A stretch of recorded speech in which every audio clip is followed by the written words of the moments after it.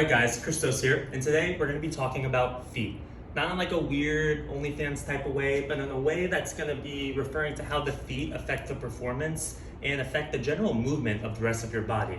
So one thing I see with many clients, and really it's almost most people, they've been wearing shoes throughout their entire life that aren't quite suitable for their feet. So their feet end up getting jammed into this shoe that's a little too narrow for them, and there ends up being problems with the feet over time. The main thing that tends to happen is when you squeeze your foot into more of a traditional, narrower toe box shoe, your ligament on the side there that controls that big toe splaying ends up getting a lot of pressure on it, and it can't get proper blood flow. So over time, that ligament ends up dying, and it actually inhibits your ability to spread that toe back out. That's why we see those bunions a lot of time on the inside of someone's foot. So one thing that can help a lot with that is getting your feet out of that shoe and getting a more natural position. You can kind of see that when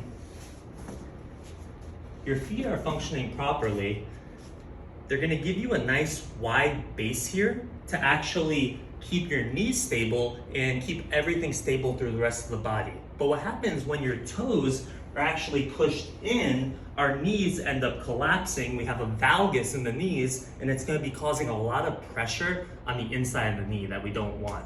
So that's immediately something that's going to affect your knee pain and going to affect everything else through the rest of the body. So a nice solution for that is, first off, getting barefoot for as long as you can.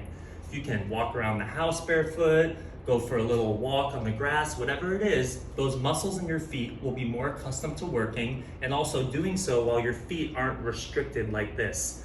Another thing that's going to be very beneficial for you is finding a wide toe box shoe. There's lots of brands out there like Vivo, Barefoot, Zero, you name it. You don't have to get something crazy. They sell them on Amazon for $30, $40. But the idea is the shoe should be the shape of your foot, not your foot conforming to the shape of the actual shoe. So one wonderful way to figure this out is to do a little insole test. So these are shoes that I wore for 2 years. I maybe had 3 different pairs of these.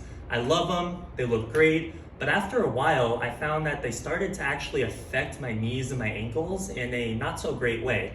So what I like to do here is I like to take the sole out of the inside of this shoe here, and then what we're gonna do is we're gonna stand right on top of it. So I'm gonna take this sole, I'm gonna put it on the floor, and immediately I can see this looks nothing like my foot. So I'm gonna go put my foot on here.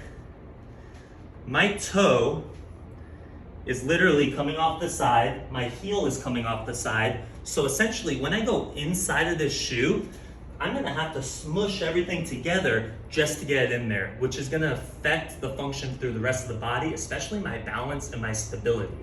When you see here, I have a pair of Vivo Barefoot shoes. I really enjoy this brand, although again, there's lots of really good ones as long as you're giving your toes space. That's really what's important to me. And these shoes here have a nice wide toe box. You can kind of see the difference here. So they're actually shaped like my feet, and they're meant to let my feet splay out so we can get that proper splay of the toes. So if you see here, look at the difference on these two. Huge, right?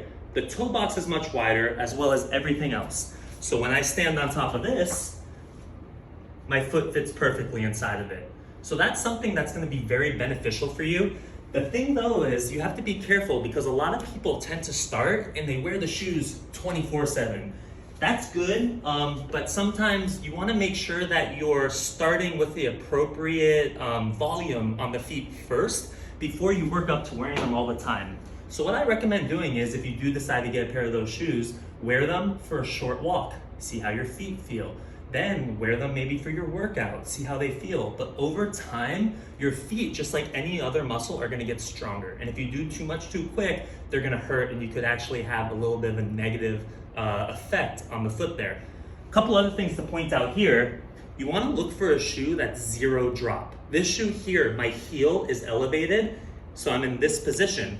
A lot of you that do squats and different things like that, you know when you elevate your heels, your quads are more biased. So right away, your knee is gonna be getting more pressure from walking around on that heel. It's gonna be a little bit less stable. The other thing to note is to get something that's flexible. This, it bends a little in the front, but this doesn't want to bend at all. So my foot isn't actually able to work and grip the ground at all. These shoes here, no cushion, nothing. So again, start slow with them, but my feet are not only feeling the ground, but they're working to actually get stronger in the process. I took these up to Colorado and I did a hike with them. I was shocked. It's been about a year wearing these, and really my feet are a lot stronger and everything just feels generally better. So overall, again, you don't have to go buy the most expensive shoe and you don't have to do anything crazy. You could just start barefoot for a little. But I literally have clients that have had surgeries to get their toes broken and re-splayed just to create space there.